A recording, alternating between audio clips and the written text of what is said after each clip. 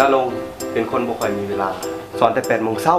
จนฮอด8 โมงแลงถ้าถามถึงความยากมีหลายอย่างแต่ถ้าเว้าถึงการซื้อเครื่องณรงค์เลือกเจมาก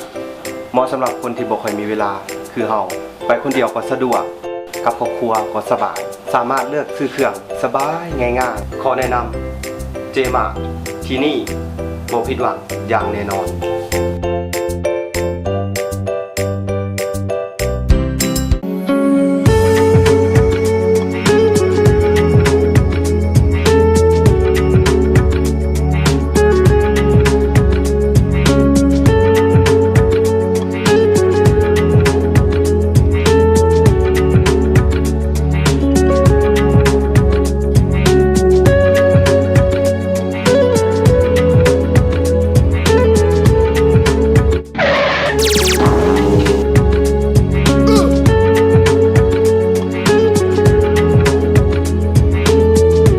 ถ้าอยากจะมีโมเมนต์แบบนี้ง่ายๆ The One Serum เอาอยู่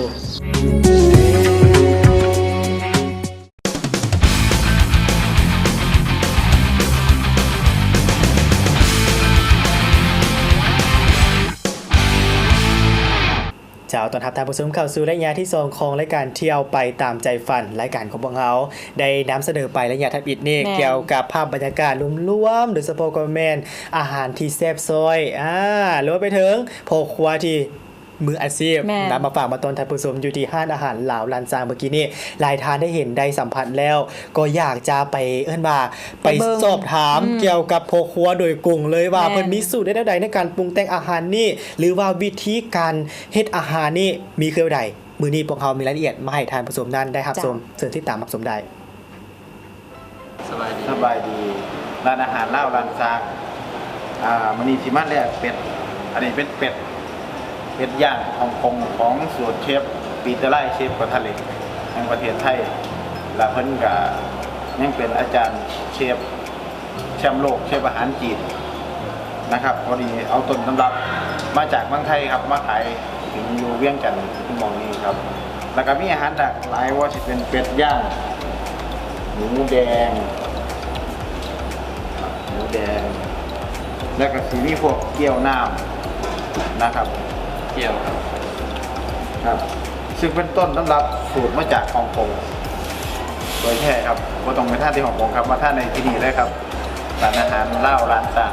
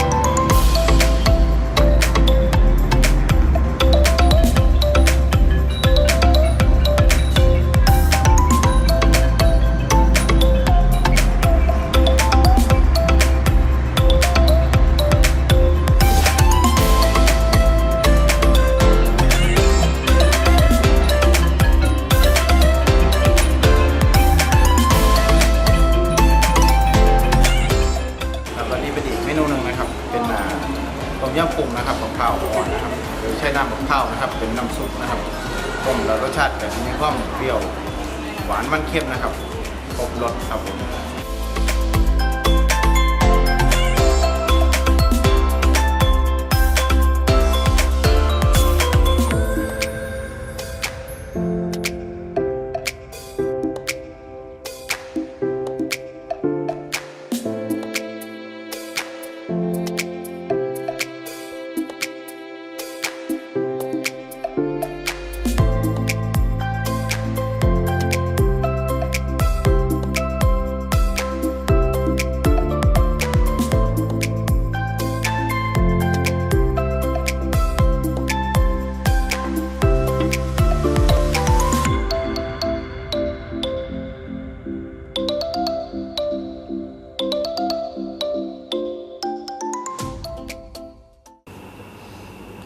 หวังว่าหลายๆท่านก็อาจจะได้เห็นเนาะเกี่ยวกับลีลาบ่รูปแบบการที่ว่าปรุงแต่งอาหารของเพิ่นถือว่าบ่ได้ธรรมดาอีหลีเนาะสำหรับเชฟผู้นี้เบิ่งจากการจับถ้วยจับบ่วงลีลา แม่น ของการซอยพัก แม่นล่ะ ซอยหอมรวมไปถึงการค้นกันจัดจานนี่ถือว่าโอ้ยท่านผู้ชมเนาะระดับมืออาชีพเลยบ่เราเห็นแล้ว ถ้าหากว่าไผที่ได้สูตรเด็ดๆแบบนี้ก็สามารถเราไปปรุงแต่งอยู่บ้านได้อยากจะปรุงแต่งให้กับคนที่เฮาฮักบ่หรือว่าจะจัดจานงามๆแบบนี้ก็ได้เช่นกันไผที่อยากจะได้สูตรอีกยังบ่แจ้งเถอะเข้าไปถามเซฟเพิ่นได้ แม่ อ่า สถานที่ของเพิ่นบ่ใกล้ท่านผู้ชมตั้งอยู่ใกล้ๆกับธาตุหลวงเวียงจันทน์เนาะก็คืออยู่ธาตุหลวงพลาซ่าตึกแฟนแก้วอะไรเลี้ยวไปก็เห็นเลยตึกบักใหญ่ตั้งอยู่หั่นแหละและสิ่งที่สำคัญท่านผู้ชมสำหรับมาฮอดนี้ถือว่าเวลาก็ใกล้จะหมดแต่ก่อนจากการในมื้อนี้ก็ต้องขอขอบใจทางบริษัทลาวเวิร์ดทราท่องเที่ยวจำกัดเป็นบริษัทนำพาท่านนั้นไปท่องเที่ยวว่าจะเป็นทางภายในและต่างประเทศเนาะท่านใดที่ว่ามีความสนใจก็สามารถไปติดต่อประพันธ์ได้เนาะสถานที่ของเพิ่นก็อยู่ที่ท่าหลวงพลาซ่าคือเก่าและก็ต้องขอขอบใจทางเจมากนำอีก เจ้าสำหรับท่านใดที่สนใจอยากจะได้เป็นเอิ้นว่าอยากจะไปซื้อเครื่องที่บอนสะดวกสบายที่บ่ต้องซอกหาบอนจอดรถยากรวมไปถึงบ่ต้องเสียเวลาในการยืนท่าเด้อท่านผู้ชมทุกสินค้าทุกประเภทว่าเครื่องประโภคบริโภคมีครบให้ท่านผู้ชมเข้าไปได้อยู่ที่ห้างเจบาที่สำคัญที่สุดแม่นการบริการที่สุดยอดและนอกจากนั้นสินค้าถูกอีกด้วยท่านผู้ชม เจ้าถือว่ามาฮอดนี้เราทั้งสองคนพร้อมด้วยทีมงานรายการเที่ยวไปตามใจฝันท่านผู้ชมก็ต้องขอลาท่านผู้ชมไปก่อนพบกันใหม่เนาะในมื้อหน้าสำหรับมื้อนี้ สบายดี